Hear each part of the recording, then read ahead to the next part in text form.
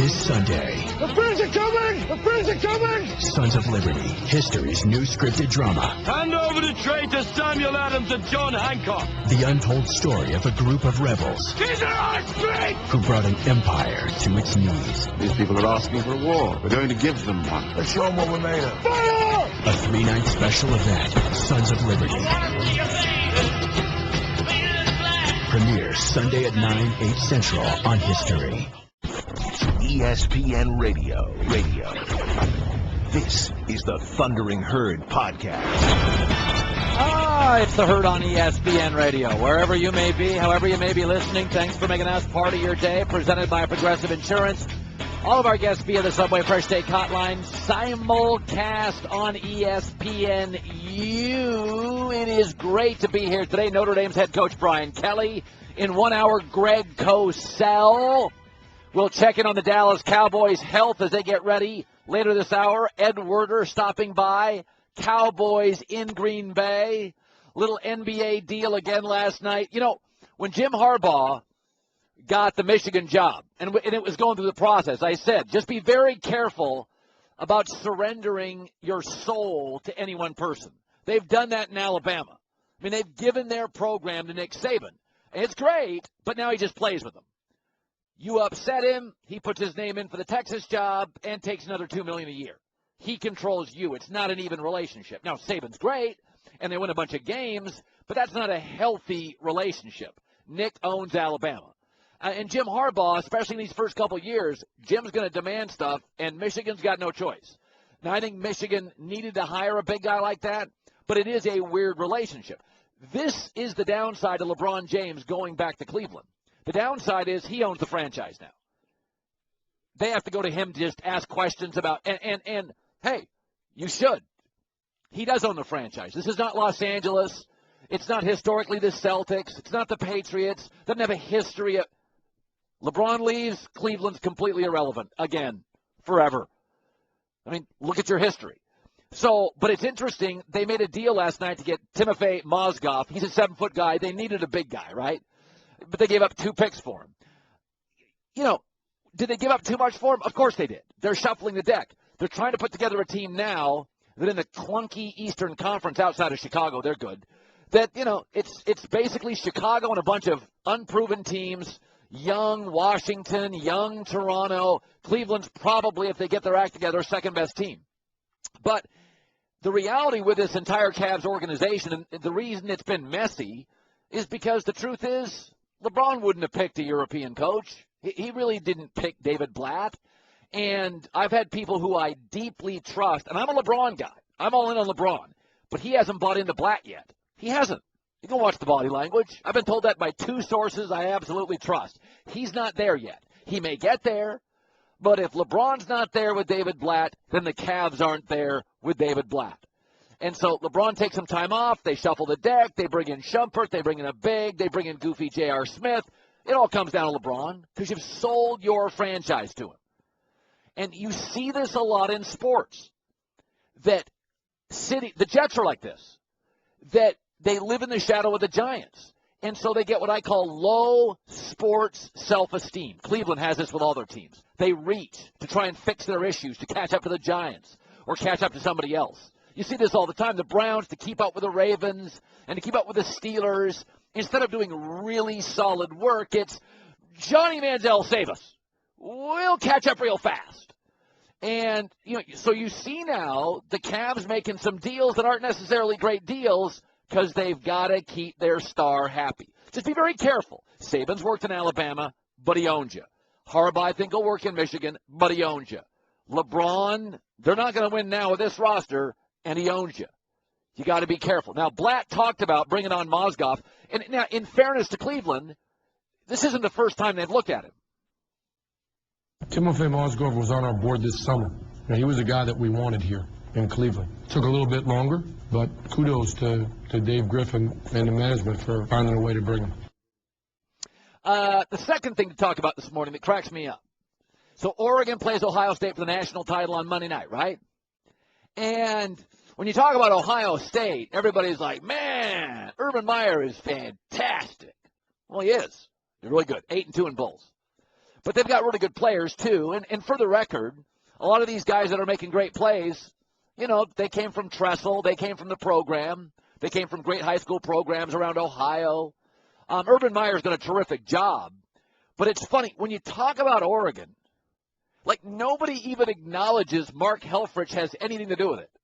So I'm listening yesterday to a variety of shows, this network, other networks. Here's the people who were given credit for Oregon's success.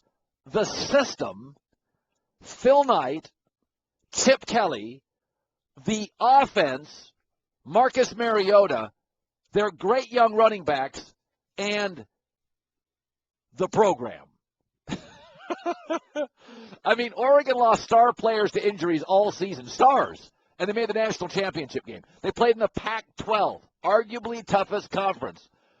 They lost 4 starting offensive linemen in the early portions of the season. Can we give Mark Helfrich, can we at least mention his name? Can we acknowledge he'll be coaching on the other sideline? I mean, I don't care if you're a Republican or a Democrat. But, I mean, at some point, gas prices are under $3. Stocks have tripled. The housing's up. Unemployment's down. We can't give Obama a little hug, a little something.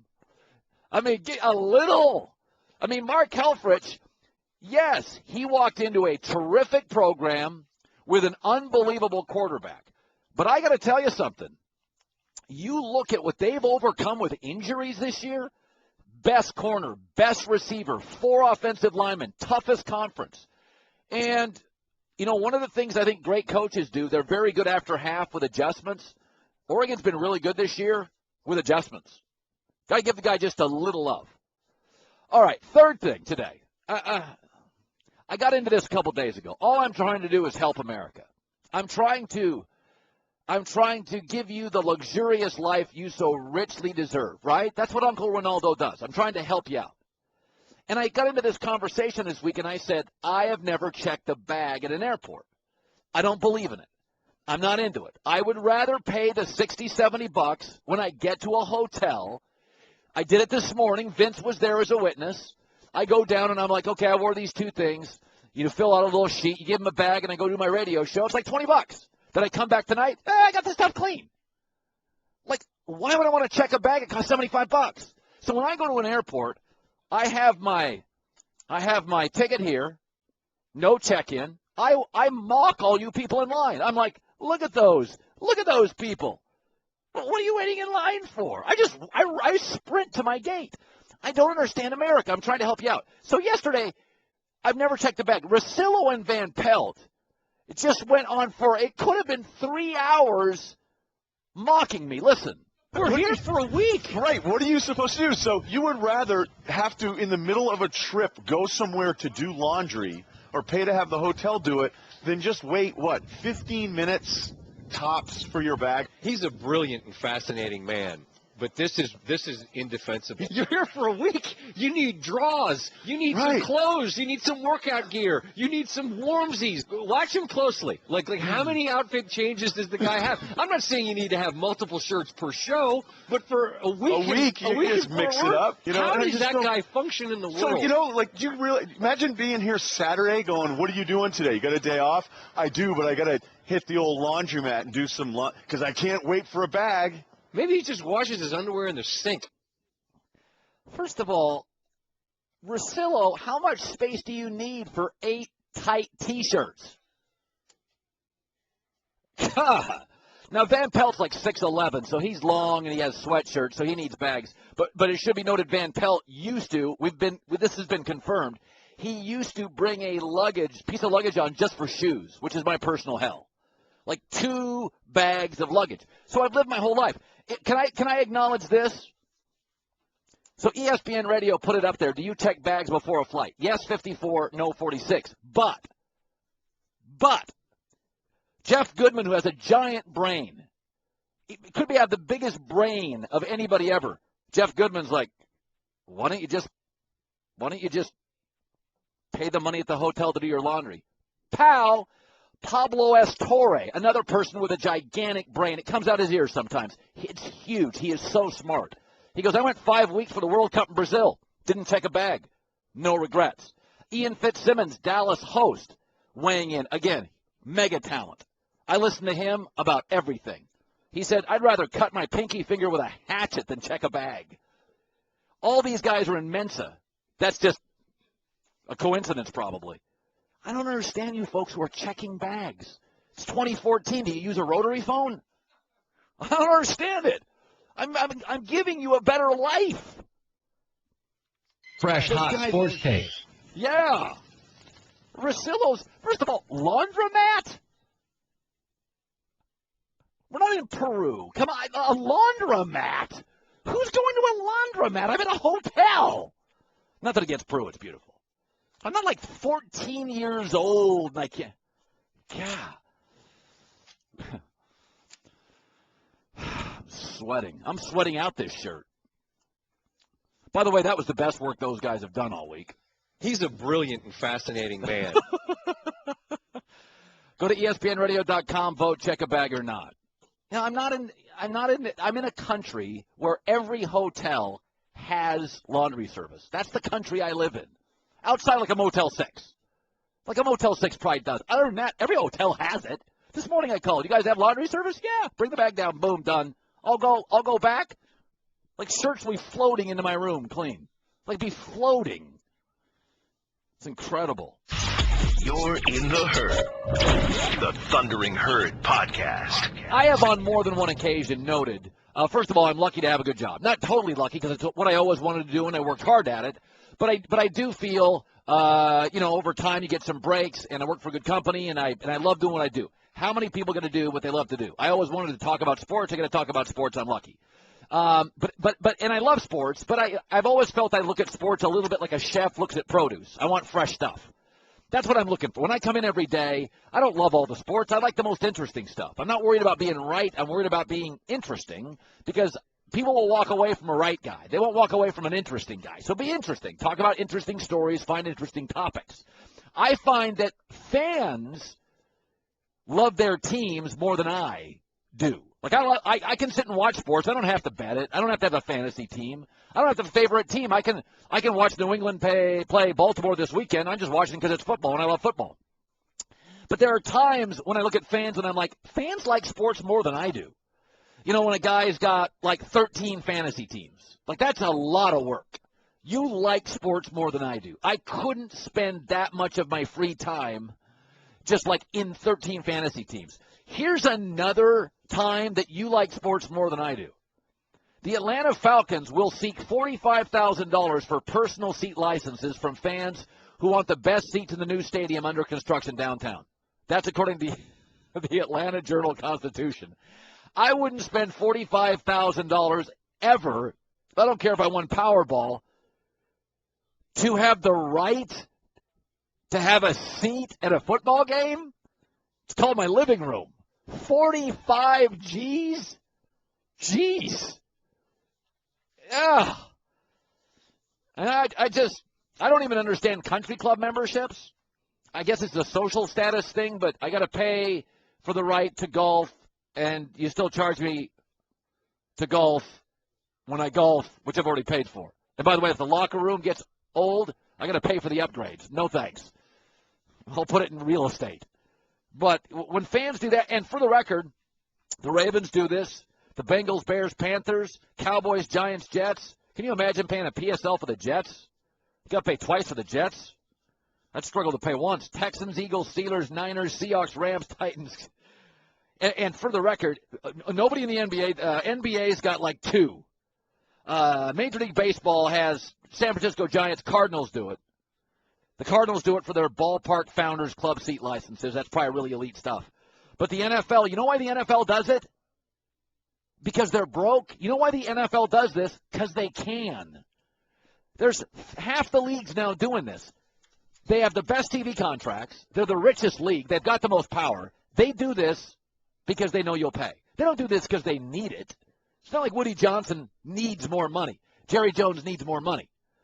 Because I'm looking at every single franchise in American sports that does it. There's two hockey teams. One of them is Toronto. Is Toronto good? They're awful. They're a laughingstock. Why does Toronto do it? Because they can.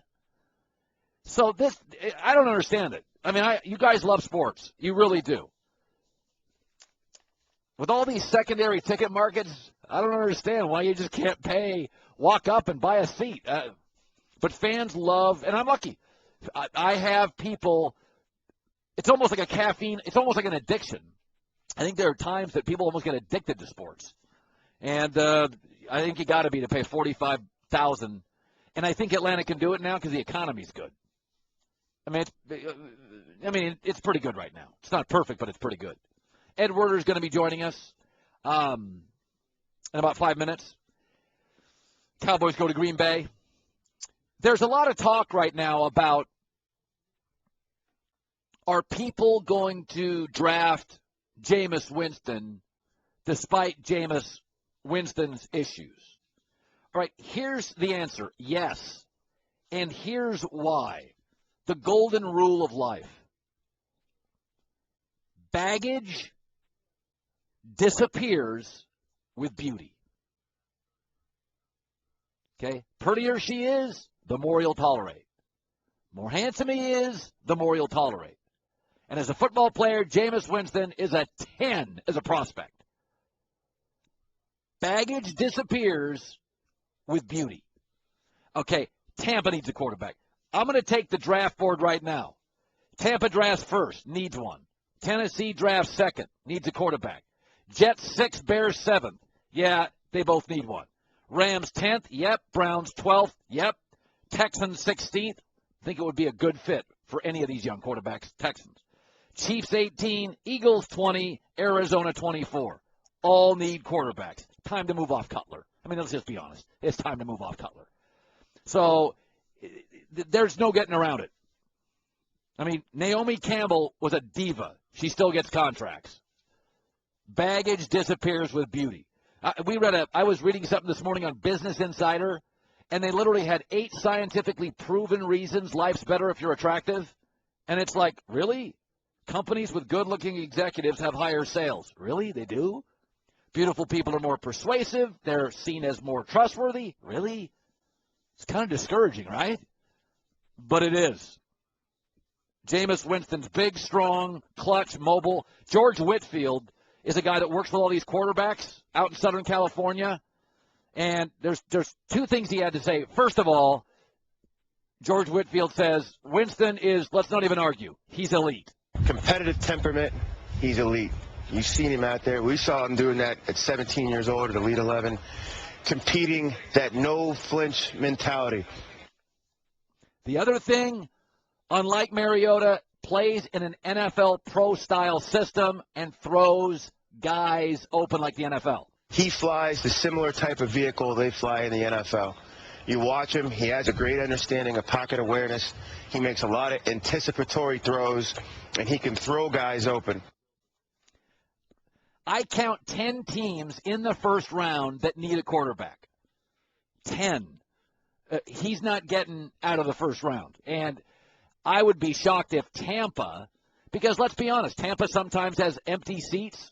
Jameis Winston can put butts in seats as well.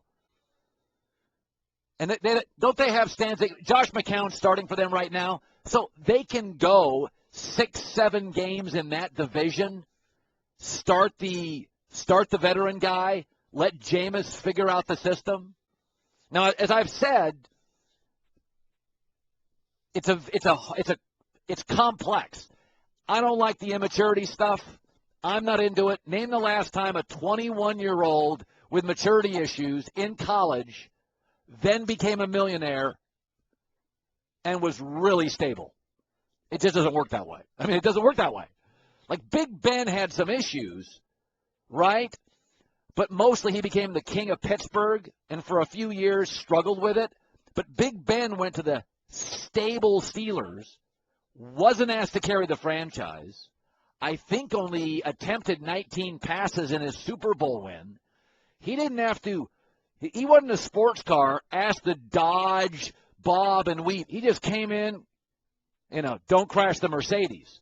Jameis Winston's going to Tennessee or Tampa. He's going to be asked to carry a franchise. I don't think he's ready. And the sad thing is, all the places I think he would succeed don't need him. or won't have the ability to draft him. And the places I think are most damaging for him have the picks, have the need, and will draft him. I mean, Jameis Winston could be successful, but he's got a little Big Ben thing here. He's got to go to the right family. Colin Cowherd. The Thundering Herd Podcast. We bring him on every Thursday at this time for about 4 months. He's worked at NFL Films for over 30 years, breaking down tape. I'm going to meet him in person at the Super Bowl, and I'm going to pick up lunch. I'm going to make ESPN pay for lunch. We're going to go somewhere with, like, lobster rolls just as appetizers. I'm going to really soak the company that day because Greg Cosell, gold, silverware, he gets me numbers. All right, Greg, enough sucking up. So I never ask you about college guys, but I hear you have looked at some tape of Jameis Winston, and if so, I'm fascinated with your opinion. So fire away on what you've seen. Well, I watched 2 games, which is not as many as I will watch, but I knew I'd be asked about it, so I didn't want to just base it on TV, so I watched 2 games on tape, and I really liked what I saw. I think he's a kid with the instincts of a pocket passer. He's strong in the pocket. He reads coverage. At times, he's a little reckless and careless with his decision-making, so you have to decide if you think that'll carry over and what you can teach there. He's a confident thrower, so he'll throw it into windows. And I thought what he really showed, and it's so important as you transition to the NFL, is he showed natural anticipation. In the 2 games I watched, I must have seen 5 or 6 really good anticipation throws before receivers came out of breaks. And that's critical. Now, I wouldn't call him a quick-twitch athlete. He's more measured and methodical, but he's a pocket player. That's what he'll do in the NFL. He has functional mobility. He can move a little bit, Colin. But in the 2 games I watched, I thought that he was pretty impressive. You know, I love to hear that because I had said, and I've said it several times, and I'm only working off TV, and I saw Andrew Luck play live twice. I said, next to Andrew Luck, he gets me the most excited. He looks like an NFL guy. So do you see some of the Luck stuff with him? Well, Luck was so special that, I don't want to go there yet, Colin, but I mean, I just gave you, my sense of where he is. I think he needs much work on some of the subtleties playing in the pocket.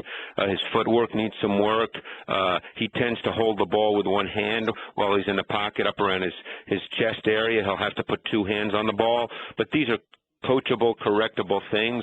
The skill set foundation is clearly there. He's got potentially high-level traits and attributes to play NFL quarterback. Yeah. Now, did you watch the Oregon game by chance?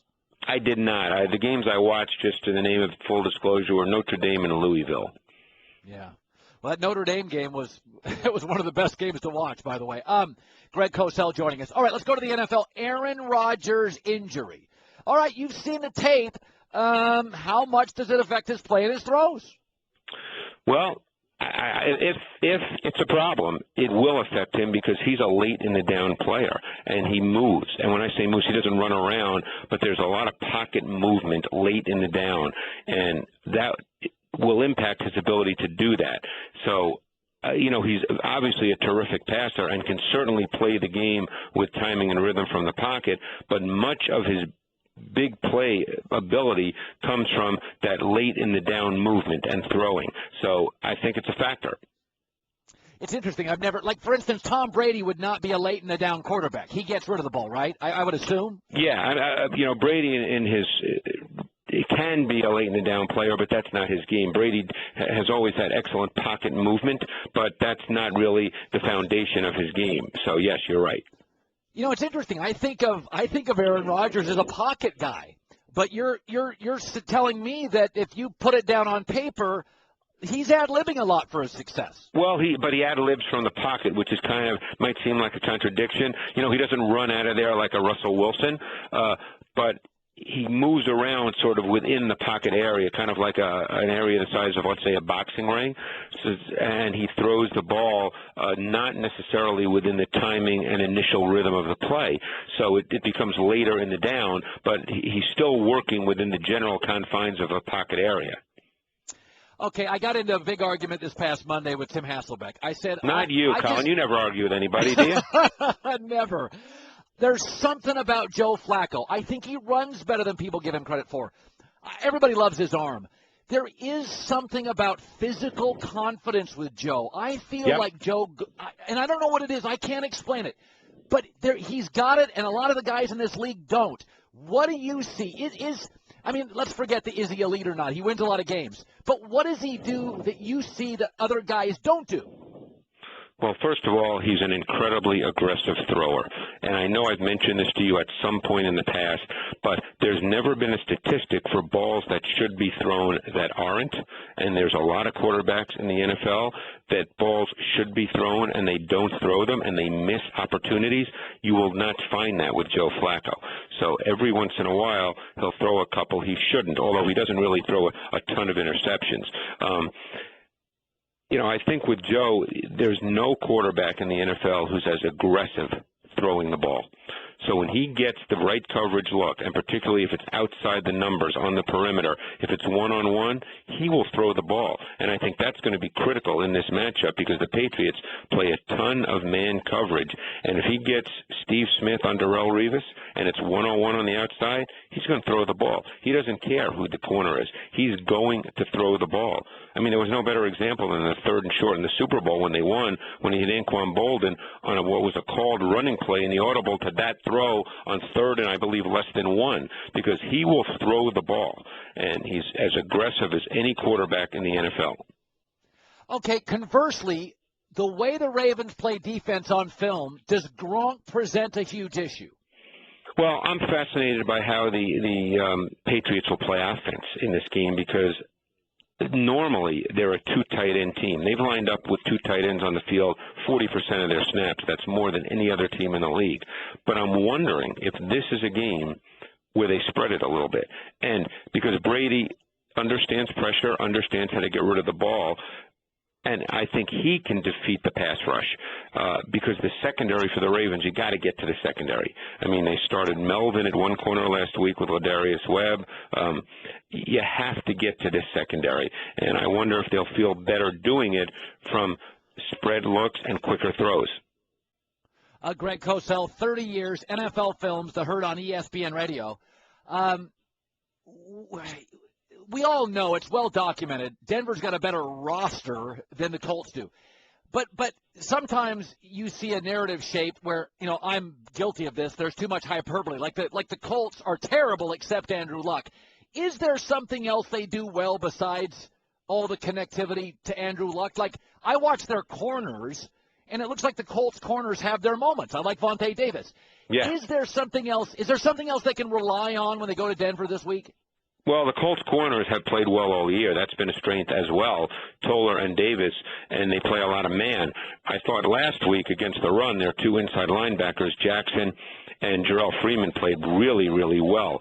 Now, the Broncos have lined up a lot over the last 6 weeks with 6 offensive linemen. I mean, 1/3, think about that, 33% of C.J. Anderson's runs over the last 6 weeks have been with 6 offensive linemen on the field. So I'm anxious to see how the Broncos play. But getting back to the Colts, defensively they have their moments.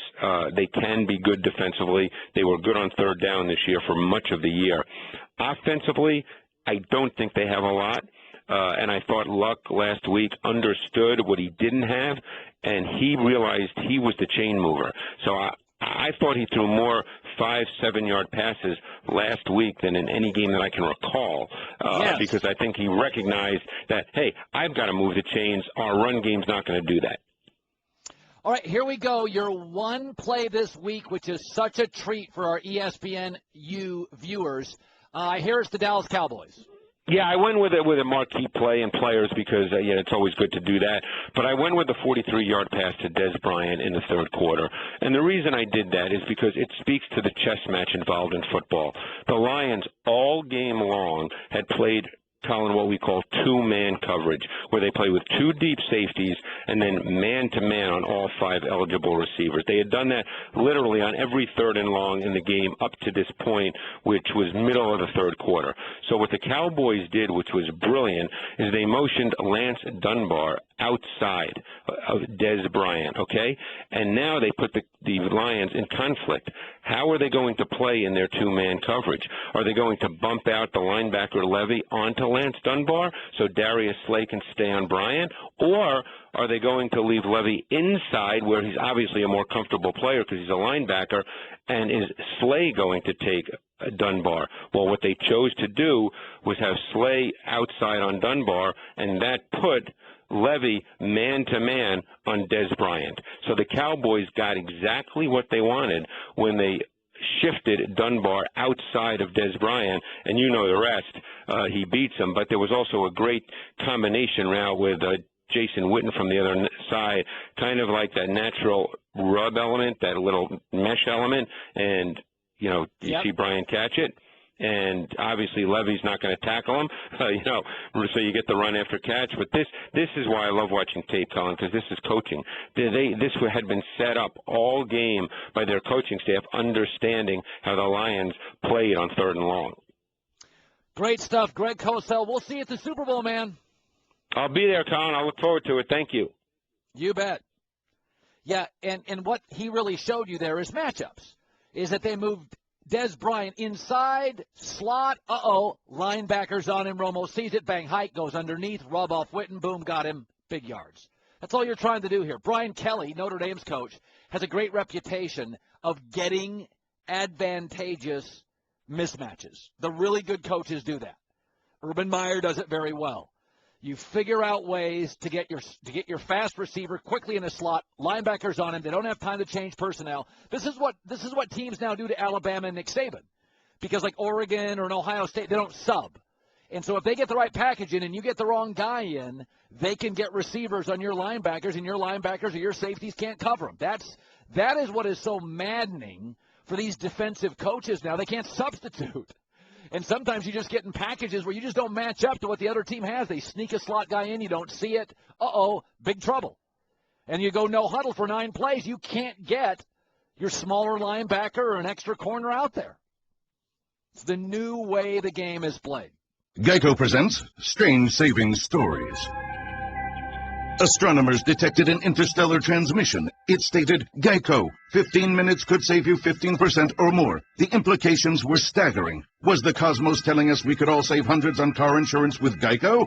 Or did their radar merely pick up a signal from the nearby Rufus and Clyde's morning show? We may never know.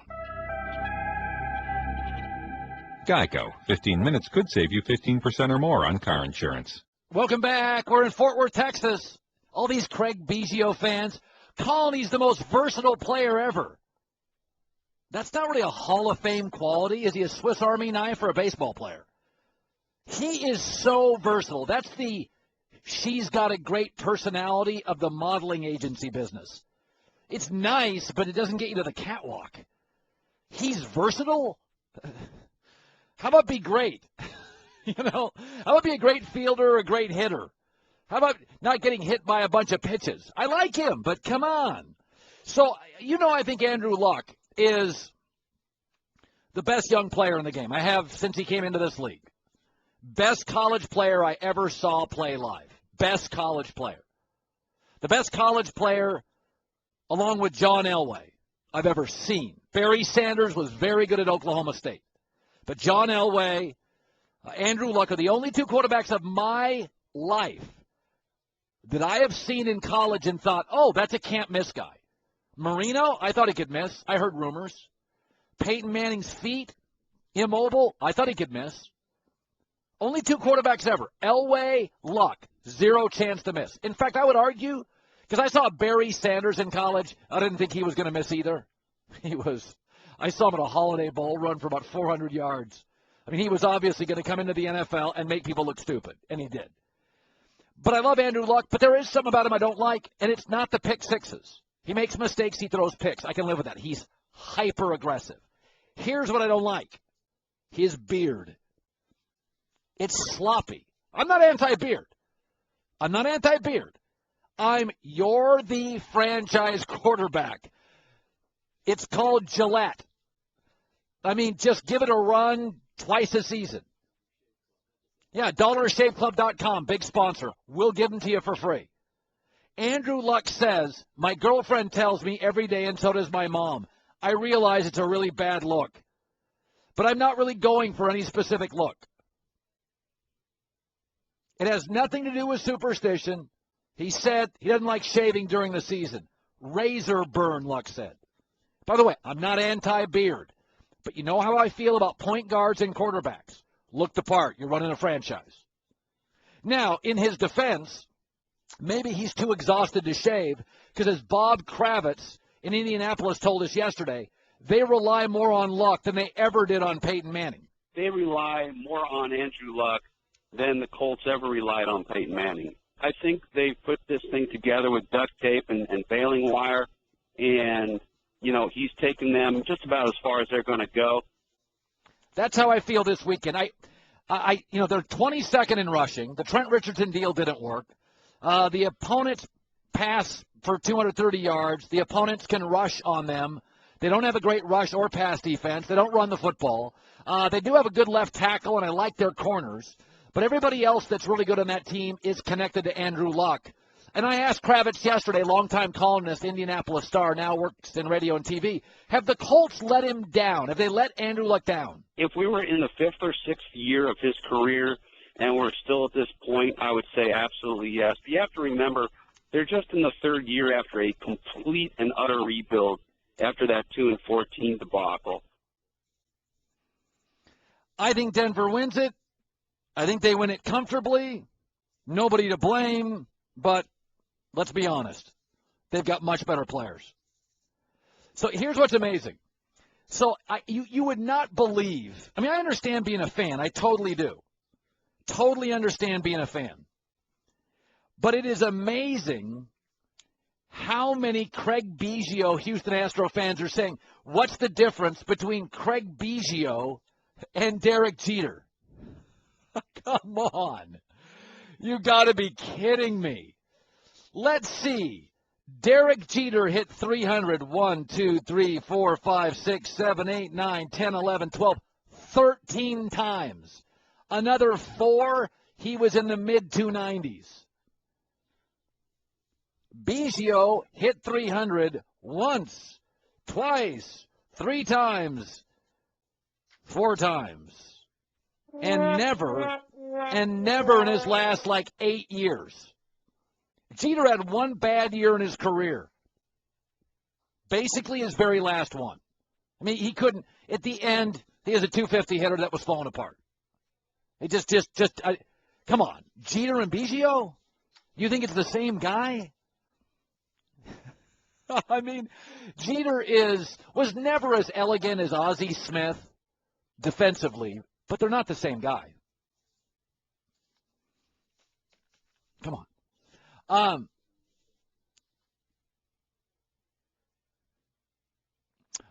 Dan, go ahead. Is this my Dan? Oh, Stanzik, I hear you have a problem back in the studio with me. Go ahead. Well, I love how you're a fashion critic now that you only do carry-on and you're talking about Andrew Luck. But don't you think it's also a problem that he looks like an absolute mess at the podium after games and all these other quarterbacks are wearing suits? Yes. I don't like it. I'll be the first to say I would tell him to his face. I don't like it. I'm not a big fan of it. Cam Newton can be goofy, but, man, when he brings in the tux and the capris, you're like, guy at least understands his roles. It's not my fashion, but I like my quarterback to take his position seriously. I don't like it. I don't like it with Andrew Luck. I think he looks like a mess. And I think he's – now, I also know, and I've said this about Kaepernick, it's a different generation. Like, Kaepernick's got tats everywhere, but that's just what kids do. Like ink stores are everywhere. I could go outside today, and within, 10 miles I can find 10 ink shops. That's what kids do. When I was a guy growing up, anybody with tats was in the military. The old guy would have the Navy tat. That kid's got a zillion tats. And I understand he's from Stanford, and they're a bunch of geniuses, and they don't wash.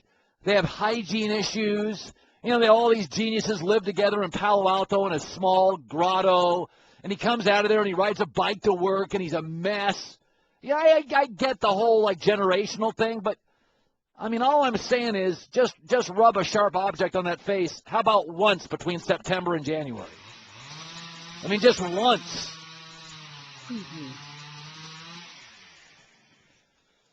All right, border skirmish next. The Herd on ESPN Radio. Want more of the Herd? The Thundering Herd podcast. So welcome back. We just got out of the holidays where a lot of people travel during the holidays. And so I brought up this a couple days ago to make America a better place to live, is I don't understand you people who check bags at airports. Why don't you go to a hotel? Again, this is not a third world country. You go to a hotel outside of a Motel 6, and like I did this morning, you drop off a couple of, workout clothes that are sweaty and some jeans. They do the work for you. $20 later, you come back this afternoon. I'll go back to my hotel, and all my clothes will be clean. So yesterday, Van Pelt and Russillo, I've been on this for like a week. I don't understand you people who check bags at an airport. It's so inconvenient. I mock you. I go by, and I'm like, losers, I'm going right to the gate.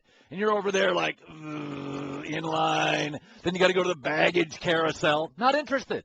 So yesterday, Van Peasy and Russillo thought they'd be hilarious and whack me for this. And go ahead and take a sample listen here. We're here for a week. Right. What are you supposed to do? So you would rather have to, in the middle of a trip, go somewhere to do laundry or pay to have the hotel do it than just wait, 15 minutes tops for your bag? He's a brilliant and fascinating man. But this is indefensible. You're here for a week. You need draws. You need some clothes. You need some workout gear. You need some warmsies. Watch him closely. Like how many outfit changes does the guy have? I'm not saying you need to have multiple shirts per show, but for a week, you just mix it up. How does that guy function in the world? So you really imagine being here Saturday, going, "What are you doing today? You got a day off?" I do, but I got to hit the old laundromat and do some because I can't wait for a bag. Maybe he just washes his underwear in the sink. All right, that's all funny and good, but I consider myself, it's an elevated living experience. So Russillo was in the hallway, and I thought I'd bring him in. Yeah, what's up? So you do realize. Oh, please. You don't go to a laundromat. No, look, I didn't realize you had it like that. And I've heard you talk about this before. You'd be like, I'll just go buy new clothes. Not all of us, First of all, not all of us are responsible for bringing college football to ESPN. Okay, so not all of us get compensated that way. But you're preaching. I listened to the whole segment. You just make up stuff. I'm now the guy in the car that gets a chance to sit next to you. You tripled the baggage fare for whatever reason. Just to make $75. It isn't. Where is it? What are you flying to China? I watch JetBlue Delta. I see these commercials. You see it. Yeah, 75 bones. Who advertises that? So you're listening to the Burger King people making fun of McDonald's. It's $25 to check a bag. Pablo Estori, who tweets out, "I made it in Brazil for 13 days." You turned it into 5 weeks. You had him living there, like saving kids at a hospital. So this is the Belichick couldn't win without Tim Couch argument that you made, except that he was there 4 years after Belichick left. Okay. You are adding to the argument to make your point, and none of it's true. When you losers are at the baggage carousel. First class, right through. Hey, what do you do for a living? I'm waiting for my golf club. You know what I'm doing? None of us waiting that You know what line. I'm doing? I'm like floating past you. Hello, first class. Right. Look, if all of us wore one shirt a week, like one night you and I went out, and the next day you either hooked up or you're borderline homeless. You had the same shirt on after we were out the night. So clearly you don't need to check a bag. So that's your thing. I'm a minimalist. I don't wear a lot of clothes. I have 7 shirts in the rotation. How big is your pitching staff? You have 18 deep? Yeah, but your TV shows, it's more casual. Yeah. Yeah, I've had I was on Grantland. It was a big deal. I had to get a new shirt. Okay, so let's just be honest about this, though. You do occasionally not check. Yes, if it's a 2 or 3 day deal, no problem. We're here 8 days. Okay, man. when you don't go outside. When you don't check, acknowledge as you leave the airport that was better. No, I honestly don't see a huge difference. You don't? No, I met Wade Boggs one day getting my bag that was checked. That was huge for me. Yeah, and then you met Jim Boggs, who works at a factory at the other 12, and had to get into a conversation with him because you're at the luggage carousel. But normally they just go, "Hey, what's Cowherd's deal?" And I love those conversations. Okay, so when I met Vince, I almost had to go to management. He would bring these unbelievable bags, and I'm like, "Dude, we're going to Texas for an overnight remote." Vince is he's a man of leisure. Can you imagine him walking around in a robe in his room? Look, we're different. We've established that. Yeah. Okay. But you're doing this thing where it's like everybody's wrong. If you don't want to check a bag and wear the same clothes and pay a laundromat, go ahead and do it. Listen, how many medium T-shirts can you put on the road? Here we go. Recycling material a little bit. Just like a shirt. Hey, it's my show. I get the final punchline. All right, I'm out of here. All right, buddy. Thanks. See ya. Sat next to him on the plane flying down here.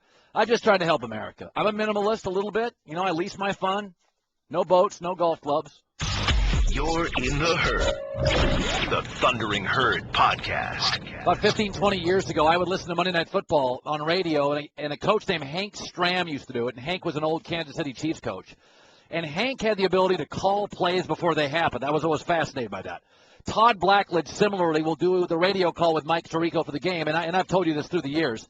You have an ability, I think, having been a quarterback and knowing offenses, to kind of see and feel what offenses are doing. And I asked you in the hallway, Todd Blackledge joining us, former Penn State star, NFL star, now an analyst for us. You know, I said this is going to be high scoring, right? I'm trying to be the contrarian. I'm thinking Ohio State knows Oregon, Oregon knows Ohio State. They know each other's plays. And you said, no, they're going to score a lot. When you look, Todd, do you just see 40-35 like Vegas does? Well, I think it is. Let's turn his mic on, by the way, if you could. Turn his mic on. Because, by the way, the line in Vegas, the over-under is 75, so they do see a 40-35 football game. So yeah, I think it will be a high-scoring game. I think both offenses are very explosive.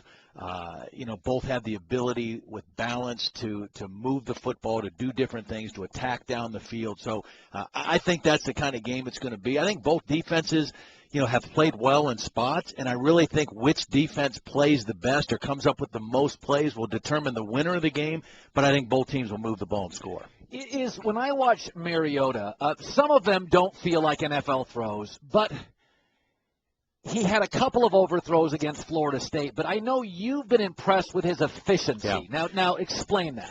Well, let me explain it this way. I was a quarterback. Anybody that's played quarterback in college, when you start out early in your career, decision-making is the biggest thing that has to grow. And so what you normally see is a touchdown-to-interception ratio that gets better the more you play.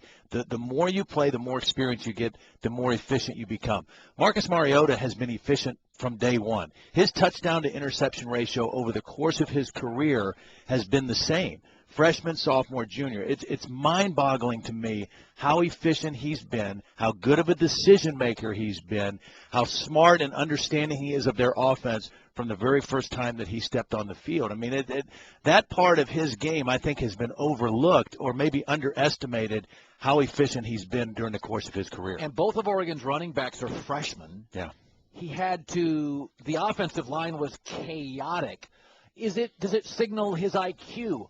His confidence? I mean, what would lead to that sort of efficiency? Well, I think in talking to their coaches, both Mark Helfrich and Scott Frost, they both talk about his ability to understand and process things quickly. And the only other guy that I remember hearing coaches rave about that with was Peyton Manning. When I used to talk to David Cutcliffe about Peyton, his ability to take something from the film room or the practice field and process it and immediately carry it over to the games was off the charts. It's God-given. It's instinctual. And I think Marcus is like that as well. Now, the other thing that Marcus has is he's 6'4" and can run a 4.4, 4.5. I mean, so he has incredible physical skills to go with that kind of a mind. When you watch him on tape, does he enjoy pocket passing? I think he's okay with it. I think he's big enough to see. I think that he has the arm to make any throw that you would want. But his ability to extend plays, his ability to create when things aren't there is, I think, what separates him and makes him special. And his ability to throw accurately when he's on the move. When he is flushed out of the pocket, his ability to maintain his poise and throw accurately. We're watching the film on ESPNU. Let's move to the offensive unit for Ohio State.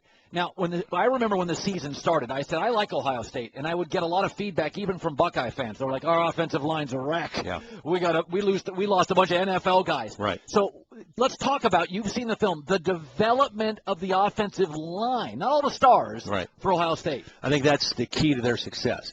Ed Warner, first of all, I think is an outstanding offensive line coach, and he kind of goes unnoticed unless you talk to Urban Meyer, because he will point out Ed all the time.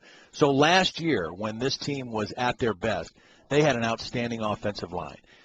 They graduated 4 guys. The only guy that was coming back, Taylor Decker, was on the right side. They moved him to left tackle. So when the season started, that was a unit in flux. And that unit, and I know this because my dad was an offensive line coach for 40 years, that unit on the team is not only the most critical, but takes the longest to develop cohesiveness because it's 5 guys that have to work together and communicate and all that.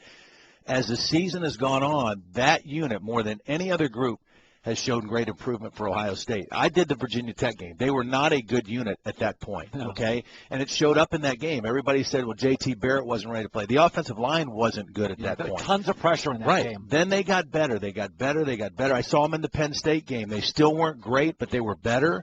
But by the end of the year, that group was solid. And what I saw last week, everybody says, okay, their third-team quarterback has played well.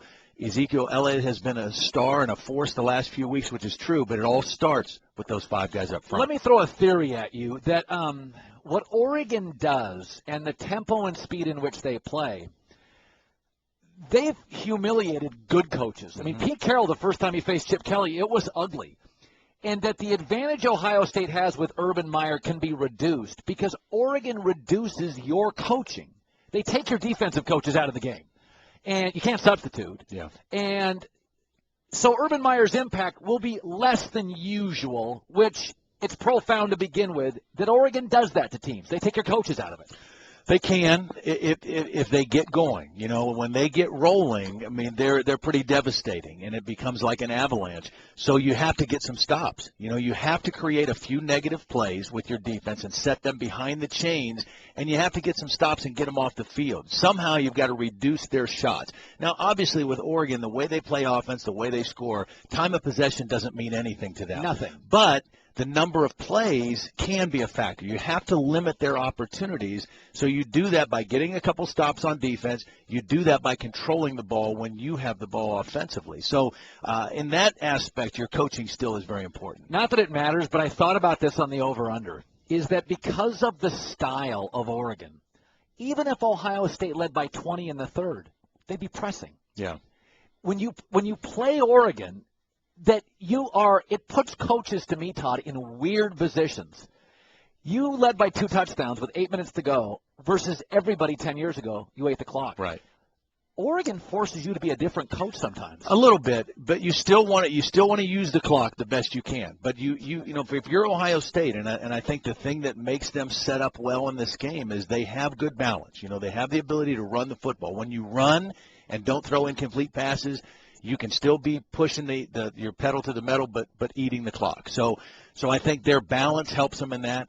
And I just think Urban, he's been around the block, and when he built in Ohio State, he brought it from Florida, that model. He knows what it takes to win a championship and how to play. And this team, I didn't know if Ohio State would beat Alabama in the Sugar Bowl, but now after you told me on the air, though, you said they'll play with them. No, I knew they'd play with them, and I knew they would be close and they'd have a chance to win. But now that game's over, they match up with Oregon better than Alabama did. I mean, this is a team that's built very similar to Oregon in terms of where they're strong, where they're fast, all those things. So it's going to be a great matchup, I think, on Monday. You watch so much film and are really a homework addict. That's what makes you special.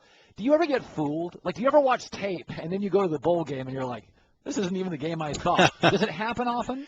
It doesn't happen often. I mean, most teams, when you have a lot of time to prepare, you're going to see some new wrinkles, and normally that happens early in the game, first couple possessions, but then eventually teams settle into what they do well, and what their tendencies are.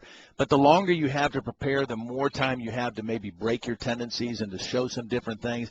There's that fine line that coaches have, though, between, let's not try to fix something that's not broken. Let's not overcoach, right. But we do have to break our tendencies some. Yeah. Well, it's going to be a wild game. I really like, what I like about this Ohio State is that nothing against Jim Tressel, but man, it wasn't the most exciting game. Yeah. I think Urban Meyer elevates the region. Because there was a play in that game against Alabama, and I loved it, and it drove people crazy. Late in the game, couple minutes left, he threw over the top. Yeah. And I know everybody said you can't do that. But it was almost symbolic. We're not laying down and trying to end the clock. Yeah. We're going to go right at you. Yeah. And I think the Big Ten needs to do that. I think his coaching is not only great, it is a direct attack It's Southern speed defense. Yeah. Well, I think he regretted making that call, when it was all said and done. And the only thing I questioned, I understood what he was doing. My only thought was, if you're going to do that, why not put Devin Smith out there and throw it to him? Because he's your deep ball guy. They didn't throw it to him.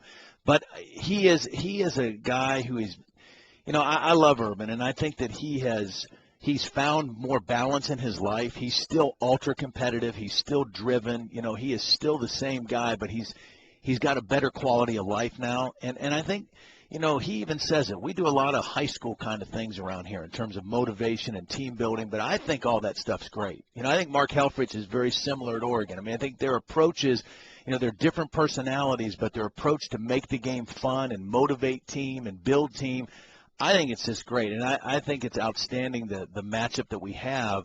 And I think we talked about on the show before, is it good for college football to see Oregon and Ohio State? Absolutely it is. Yeah. Helfrich is funny. It's literally now, here's who gets credit this year for Oregon. The system, Mariota, Chip Kelly. It's like, he's not a grad assistant, folks. He's got, you're watching tape. He has tweaked the offense. It seems like to me they're a little better throwing than 3 years ago. It feels like that. I think they're better, and the fact that they've been able to overcome some critical injuries early in their offensive line. Star players, their tight end, receivers hurt early, and they have not missed a beat. Now, again, a lot of that goes back to Mariota and his efficiency and his ability to just find the open guy. But I think Mark Helfrich deserves a lot of credit. I think Scott Frost deserves a lot of credit as the new offensive coordinator. Those two guys working together has been impressive. The other thing, Royce Freeman gave them a physical presence in the running game that maybe they haven't always had. And then, of course, Thomas Tyner came back in the Rose Bowl and was outstanding. So, whoever they have put in there, yes, it's system, but they've also made some nice adjustments as well. And they are a little better up front than they were when they faced Auburn. They've recruited better players off that national title game. Yeah, and because, see, in the past, historically, when you've talked about Oregon, when Chip was there, they did everything they wanted in the Pac-12, but then when they got into a game where the defensive line of the opponent was a physical group, whether it was Ohio State, a few years ago. Boise State once. LSU in the opening game one year, Auburn in the championship game. They had trouble because when those defensive lines could move the line of scrimmage and get back into that space between the line and the quarterback, it disrupted what they tried to do. They're better up front than they've been. I think they're a more physical group up front than they've had. They're still not, they're not a typical Big Ten or maybe an SEC offensive line, but they are more physical. Great seeing you, bud. Good being with you. Colin Cowherd. The Thundering Herd Podcast. Never had him in studio before, I don't think. Brian Kelly's Notre Dame coaches. And sometimes I have to fight off Notre Dame fans and say, you hit the lottery, people. Slow down. It's hard to win these days. You bring back, I think, 11 starters defensively. Yep. You could be a really good football team. We were talking about Jameis Winston, and I'm thinking, you faced Jameis Winston. And I had said previously, a caller came on and said, I don't know how much he has between the ears. And I said, there is a difference between immature and dumb. When I watch just television, Coach, he looks smart to me. Football intelligence. I think one of the things that we've lost in college football is that we get caught up in all of these measurables. One of the huge measurables for me is football intelligence. He knows the game. He's very smart. If I'm making that first pick and I need a quarterback, I'm taking Winston because he's got football intelligence. Now, what does that mean? Like, is it just reading? Is it pre-snap? Is it post-snap? What does that mean? I think he just has a really good sense of the game. He understands time and place. He understands how momentum plays in. He knows the game. He's not a robot. He's not just an athlete out there. And at the quarterback position, you want somebody that really understands the game and understands the important plays that need to be made in games. How's his arm?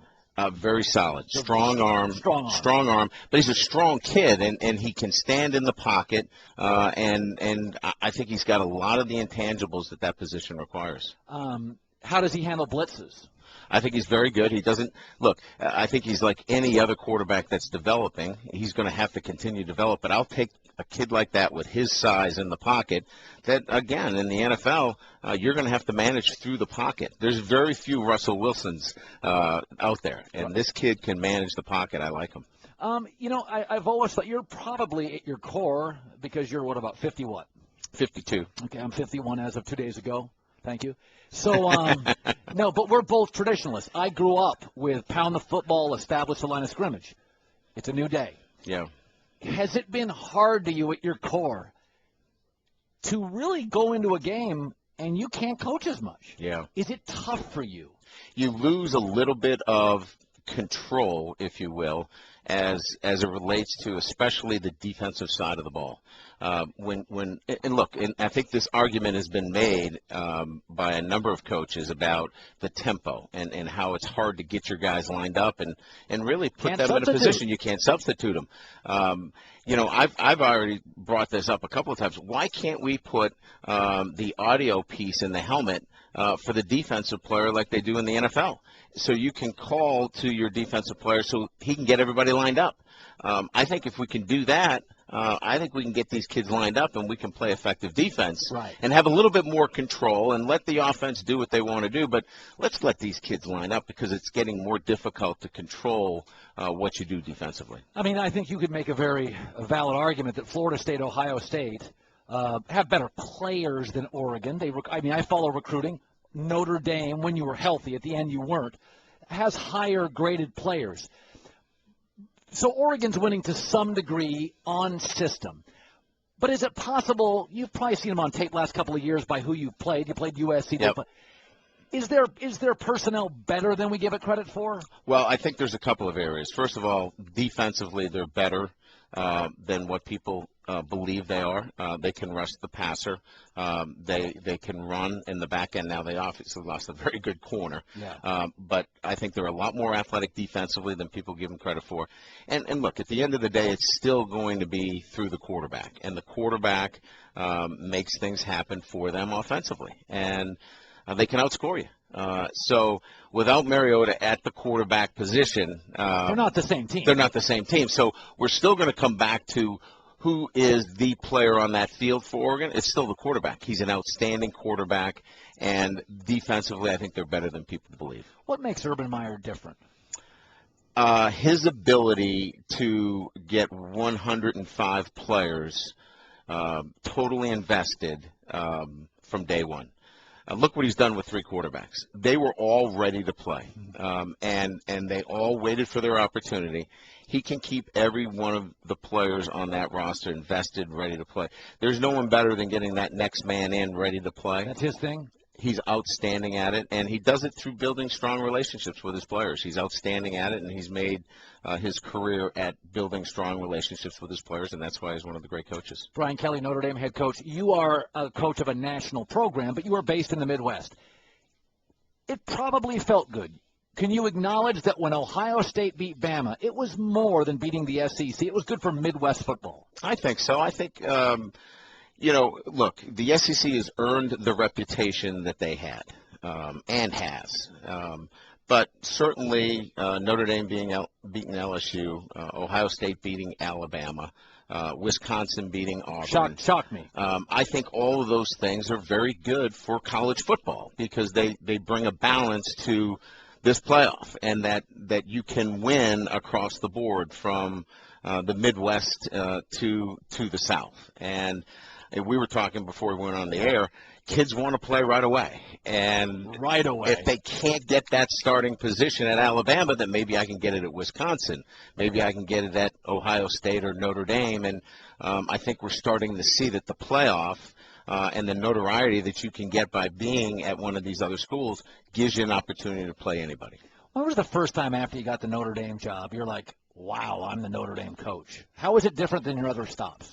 When I couldn't even get through the frozen food aisle at the local store without stopping to take pictures, it just seems like you give up a lot of your the personal part of it where you just feel like I'm going to go with my son to McDonald's and you can't go to McDonald's. And there's obviously a trade-off. I'm the head coach at Notre Dame, and it's obviously a dream and a special place to be, but you know that you're at Notre Dame when you can't do some of the things that you want to do with your family, and that's the trade-off of being at a place like Notre Dame. Applebee's is out. Applebee's is out. I know you were going to ask me about baggage. I haven't checked baggage since I've come to Notre Dame. You don't ever check baggage? Oh, I haven't had to, if you know what I mean. Yeah, I know. That's terrible.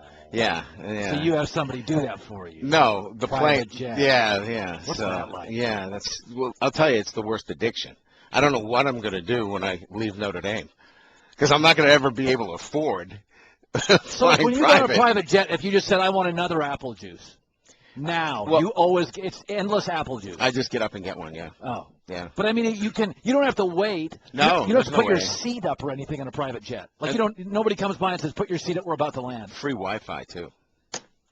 I got to be a football coach. If I wasn't a radio idiot, look at the life I can lead. It's great seeing you. Good to see you. Continued success. Thanks, man. Appreciate it. Check out The Herd with Colin Cowherd weekdays from 10 a.m. to 1 p.m. Eastern on ESPN Radio, ESPNradio.com, and on ESPNU. The Thundering Herd Podcast.